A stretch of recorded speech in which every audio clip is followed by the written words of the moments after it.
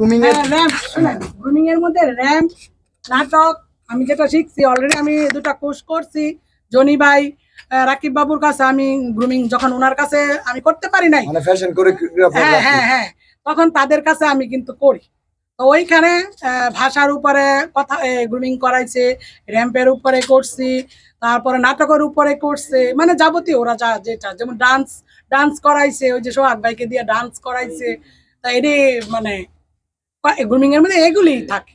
আচ্ছা আপনার আমরা যতটুকু জানি মডেলিং করতে গেলে র‍্যাম্প করতে গেলে একটা বয়স লাগে, তো আসলে মেয়েদের বয়স জানা উচিত না, তবে আপনি যে সময়ে আসছেন মডেলিং করার জন্য সেটা কি আপনার জন্য পর্যাপ্ত বয়স মনে করেন আপনি?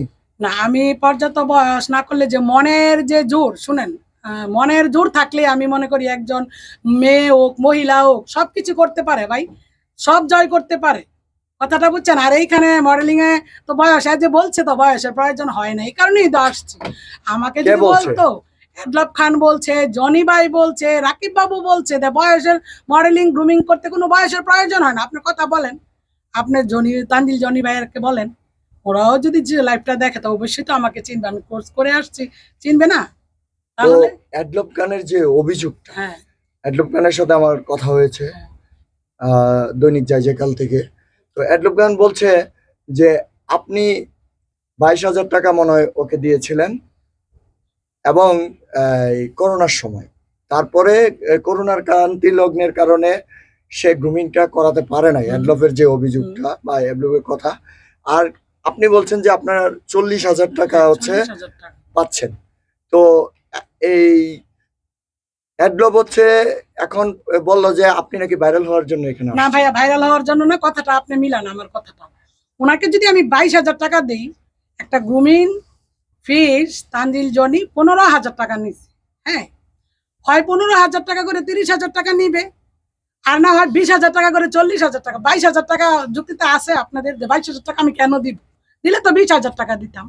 তবে উনি তো নিজের মুখে আমার সামনে বলছে যে 20-22,000 টাকা কেন ভাই? আমি তো মিথ্যা কথার জন্য, উনি আমার শত্রু না, আমি তো আর কারণ আমি বলি নাই যে আমি ওনাকে, আমি তো আজকে বলতে পারতাম যে রাকিব বাবুকে আমি 40,000 দিছি, জনি ভাইকে দিছি, আমি কি তাদের নাম বলছি?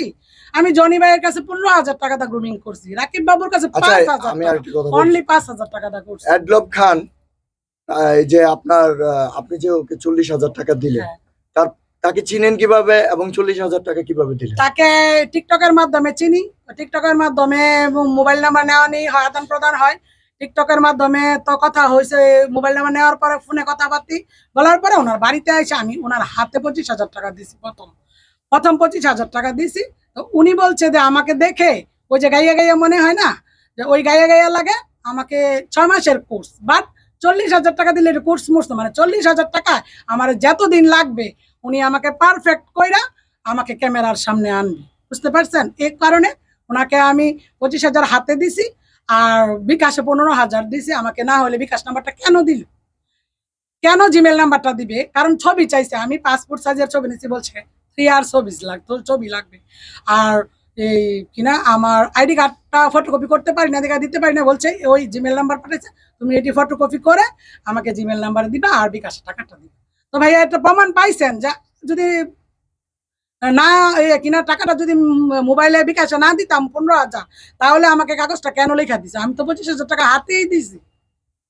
আচ্ছা, এই আপনি তো অভিযোগটা থানায়ও করতে পারতেন, থানায় মিডিয়াতে কেন এই অভিযোগটা থানায় নিয়ে করতে পারি না? ভালো কথা বলছেন, থানায় করতে পারলে, আমি একজন মহিলা, আমি ফেনী থাকি, আমার একটা সংসার আছে, ফেনী থেকে এসে ঢাকা কোন থানায়? আর উনি একটা জানেন পরিচিত মুখ, উনার বিরুদ্ধে আমি কেসটা দিলে আমি একা, আমি কিছু কি করব?